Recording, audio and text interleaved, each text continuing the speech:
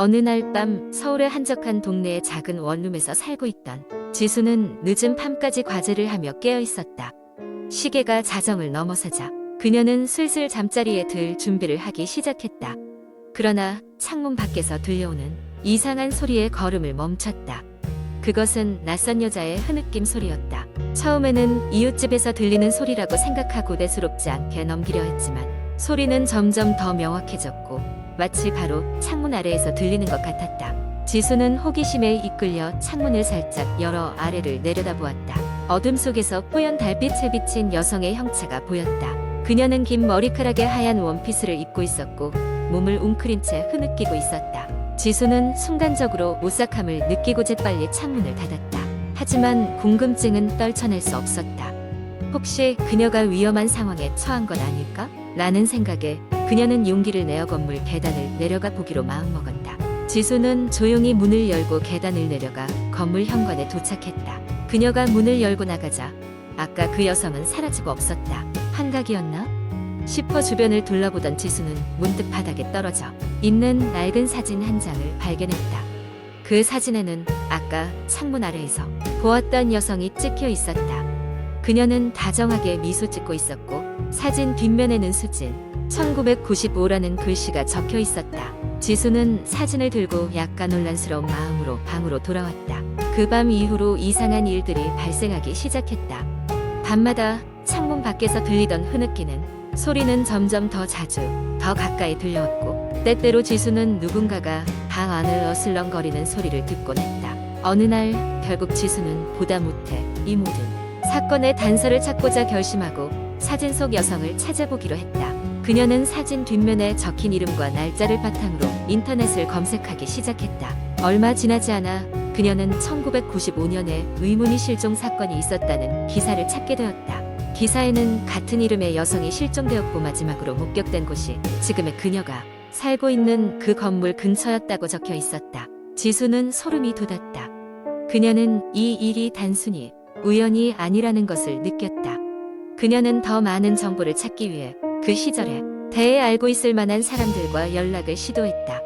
그중 한 노인은 그 여성이 매우 밝고 친절한 사람이었지만 이상하게도 그녀의 실종에 대한 사건 기록이 급작스럽게 종결되었다고 회상했다.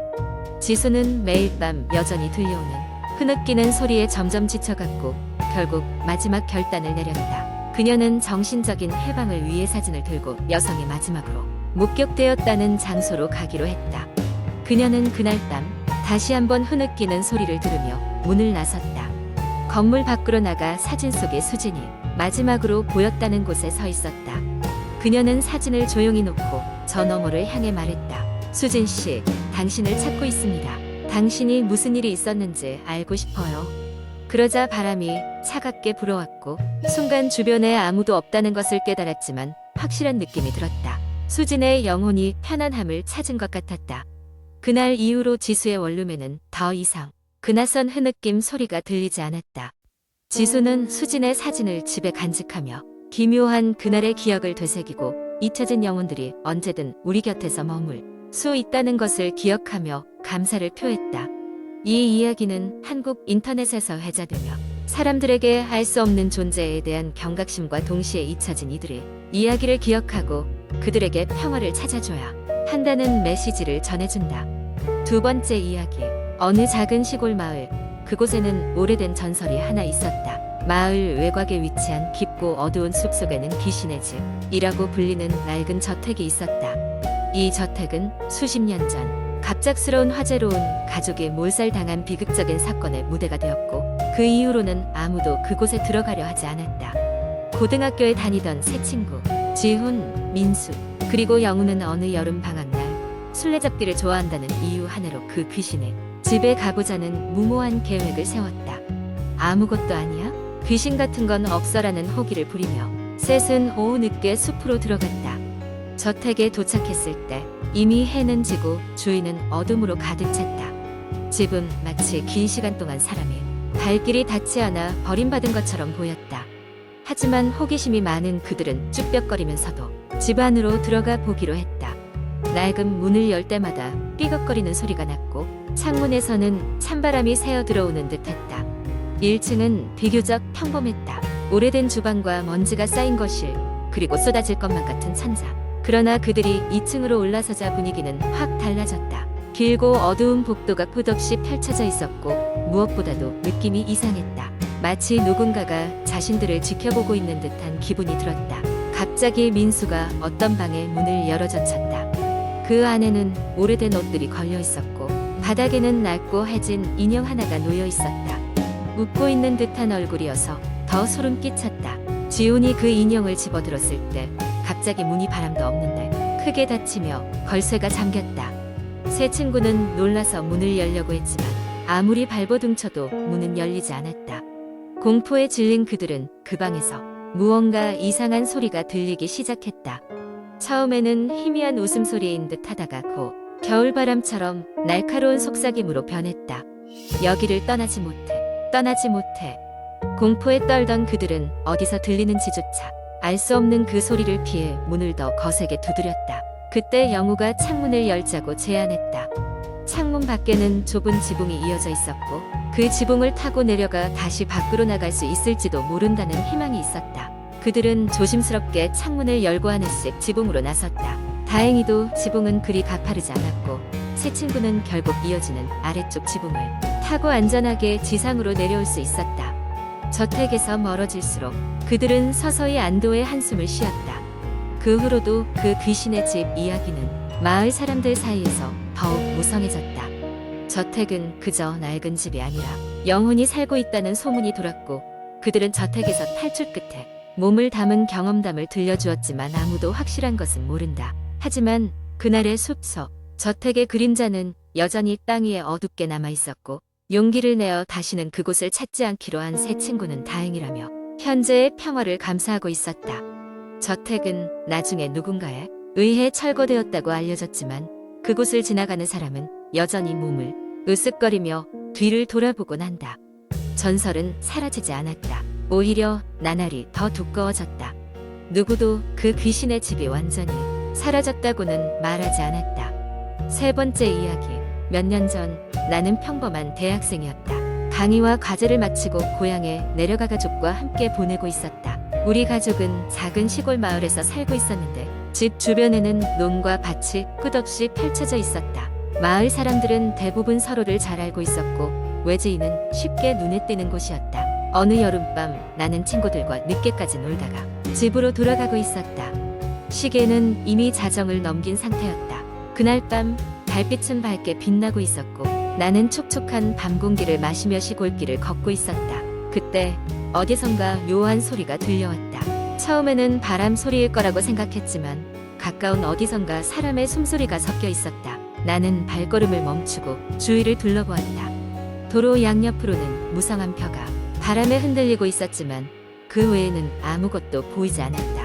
조금 소름 끼치긴 했지만 워낙 안전한 마을이라 걱정 없이 길을 재촉했다. 그런데 걸음을 옮길 때마다 숨소리도 같이 움직이는 것 같았다. 나의 주변 어디선가 들려오는 그 소리는 나를 따라오고 있었다. 긴장감이 고조되면서 심장이 빠르게 뛰기 시작했다. 겁에 질린 나는 갑자기 빠르게 걷기 시작했다. 그러자 숨소리도 더욱 거칠어지고 빨라지는 것 같았다. 이제는 분명히 누군가 나를 뒤쫓고 있다는 생각이 들었다. 나는 후다닥 뒷걸음질 치며 뒤를 돌아보았지만 도로는 텅 비어 있었다. 그럼에도 불구하고 숨소리는 더 가까워지는 듯했다. 나는 정신없이 달리기 시작했다. 사방이 논밭인 그 길에서 어디로 갈지도 모르는 채로 전력 질주를 했다. 그렇게 얼마를 달렸을까? 갈림길에서 다급히 방향을 틀며 도망치던 찰나 발이 돌멩이에 걸려 넘어지고 말았다. 흙바닥에 눕힌 채로 뒤를 돌아보았을 때 이상하게도 숨소리가 더 이상 들리지 않았다. 대신 어두운 하늘에 빛나는 달빛 아래 한 여성의 실루엣이 보였다. 그녀는 길 한복판에 서서 나를 내려다보고 있었다. 그녀의 얼굴은 달빛에 의해 은은하게 비춰졌고 어딘가 슬픈 눈빛을 하고 있었다. 나는 그 자리에서 꼼짝도 할 수 없었다. 그녀는 조용히 나에게 다가왔다. 그리고는 희미하게 미소를 지으며 입을 열었다. 무서웠죠? 당신을 겁주려던 건 아니에요. 그냥 누구와 이야기를 나누고 싶었을 뿐이에요. 그녀의 목소리는 몽환적이었고 꼭 꿈을 꾸고 있는 것 같은 착각이 들게 만들었다. 하지만 이내 그녀는 뒤를 돌아서서 어둠 속으로 사라졌다. 그 후로 숨소리도 들리지 않았고 그 길엔 아무도 없었다. 나중에 알고 보니 몇 해 전 그 길에서 사고로 목숨을 잃은 여성이 있었다고 했다. 마을 사람들은 그 뒤로 그녀의 유령이 종종 나타나 사람들에게 도움을 구한다는 이야기를 전해주었다. 그녀의 이야기가 정확히 무엇인지는 모르겠지만 그날 밤의 경험은 실제처럼 생생하게 기억에 남아있다. 이후로 나는 심야에 그 길을 걷지 않는다. 하지만 가끔씩 그 여성의 슬픈 눈동자가 떠오르곤 한다. 그녀는 여전히 누군가에게 이야기하고 싶어하고 있을지도 모르겠다. 네 번째 이야기. 나는 서울의 한 오래된 아파트에서 혼자 살고 있었다. 이곳은 꽤 오래된 건물로 꽤나 저렴한 월세에 살 수 있었다. 처음 이사 왔을 때는 별다른 문제 없이 편안하게 지냈다. 그러나 시간은 흐르고 이상한 일들이 조금씩 발생하기 시작했다. 어느 날 밤 늦은 시간까지 일을 하고 집으로 돌아오는 길에 이상한 느낌이 들기 시작했다. 아파트 복도를 걸어가는데 누군가 내 뒤를 따라오는 것 같은 기분이 들었다. 뒤를 돌아보았지만 아무것도 없었다. 그저 발소리가 들려오는 듯한 착각이었겠거니 하고 넘겼다. 그러나 그런 일은 점점 자주 일어났다. 밤에 씻고 나오면 거울에 비친 욕실 문틈 사이로 무언가 지나가는 듯한 착각. 새벽에 쿵쿵거리는 위층 발소리. 그런데 위층에는 아무도 살지 않는다는 사실. 이런 사건들이 반복될수록 나는 점점 불안해지기 시작했다. 어느 겨울밤 예상치 못한 일이 일어났다. 집으로 돌아와 문을 열고 불을 켰는데 벽 한쪽에 이상한 낙서가 그려져 있었다. 그것은 붉은색으로 나를 봐라 라고 쓰여 있었다. 온몸에 소름이 돋고 당장 경찰에 연락했다. 경찰이 와서 조사했지만 외부인의 침입 흔적은 없었다. 경찰은 누군가의 못된 장난이라며 대수롭지 않게 여겼지만 나는 그럴 수 없었다. 며칠 뒤 친구들과 술자리를 가진 후 집에 돌아왔다. 방에서 자고 있던 중 갑자기 깨어났는데 누군가 내 방을 지켜보고 있다는 느낌이 들었다. 숨소리조차 들리지 않는 부동의 정적 속에서 나는 다시 잠들기는커녕 그 자리에서 꼼짝도 할 수 없었다. 용기를 내어 핸드폰을 들어 방 안을 비춰보았다. 아무것도 없었다. 그러나 이번에는 귓가에 도와줘 라는 아주 희미한 소리가 들렸다. 마음속에 공포가 극에 달했다. 나는 그날 이후로 아파트를 나가기로 결심했다. 포장이사를 부르고 마지막 짐을 챙기던 날 내 방 안 구석에서 먼지에 덮여있던 오래된 일기장을 발견했다. 호기심에 펼쳐보니 이 일기장은 전에 이 방에 살던 사람의 것이었다. 그는 매일 밤 누군가 자신의 방을 지켜보며 무언가 속삭인다고 적어놓았다. 그리고 마지막 페이지에는 이렇게 써 있었다. 나는 이해했다. 이 집은 나를 잡고 있다.